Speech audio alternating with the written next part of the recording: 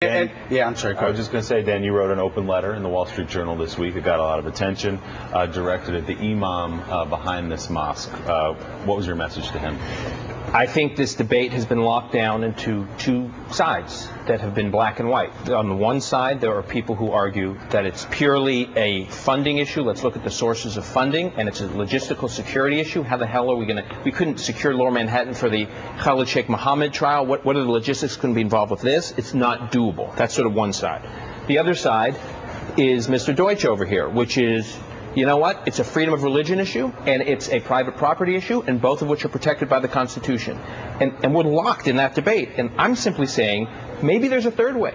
Maybe we take the imam at his word when he says he's speaking to a progressive, moderate Islam, and approach him, leaders from left to right, on all sides of this issue, approach him and say, we support your right to do this.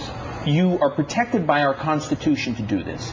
We are simply saying that the impact you want to have, the objectives you say you are trying to meet, will not be met by this. It is actually divisive what you are doing. Why don't you relocate to another part of the city? We will help you. We'll help you clear regulatory hurdles. We'll help you raise money for lost time. Just don't do it here. You know what is the most horribly annoying aspect of this debate, and you just touched upon it? It is the continued protestations by the New York Times editorial board and many, many others that we have to do this in order to prove to the Muslim world how open we are and how we accept. We don't have to prove anything to anybody in this country. They ought to have to prove something to us because they're not the most inclusive group in the world, the Muslims.